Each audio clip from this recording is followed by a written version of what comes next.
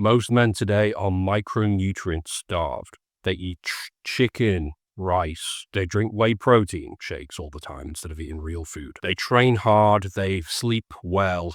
They eat clean. But their testosterone is still stuck at 300 or 400.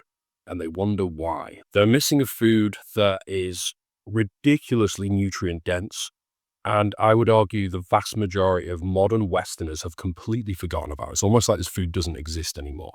But it doesn't matter. It's a testosterone powerhouse. And if you're not eating this food, you are missing out. Or at least you are making your diet more difficult for no reason. You're going to have to eat more of these other foods to get the same micros. Whereas this one food will do it very, very quickly for you. So this single food, it gives you all the building blocks. I've said this a million times. The building blocks you need to have high testosterone levels.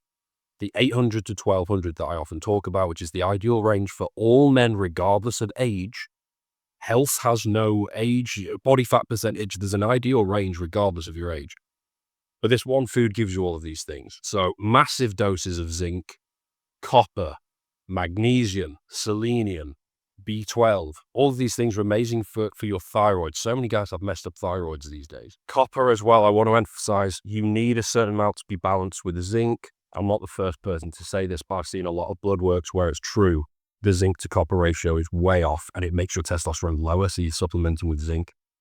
Anyway, also hugely important for dopamine secretion.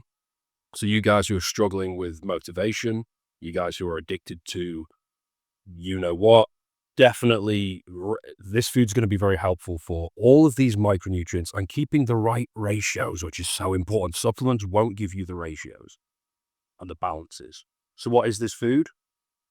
Oysters. This oysters, one serving per week is going to give my bodybuilding bro friends in the gym more micros for testosterone than all of your entire week's worth of meals right now. Chicken breast, rice, broccoli, that kind of thing. Whey protein.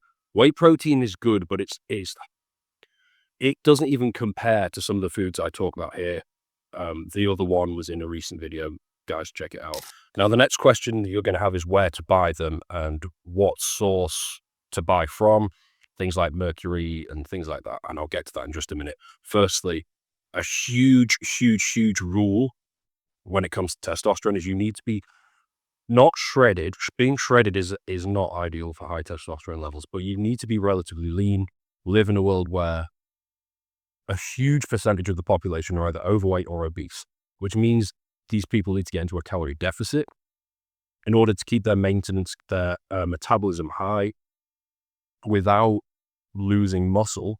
They need to have a certain amount of protein and very few calories. Oysters are ridiculously good for this. High protein and high micronutrient density and very, very low in calories all at the same time. They are insanely good. And so if you need to get leaner, and most people do, oysters are just an obvious food choice, as well as the eggs and the organ meats that I've spoken about before. Now, in terms of where to buy them from, this video might end up going around to people all over the world. I can't tell everyone on the planet where to get their oysters from. That would take me all week, and I don't have time for that. In the UK, there's various fishmongers. There's various online fishmongers with delivery. That's probably going to be more expensive, as you can imagine.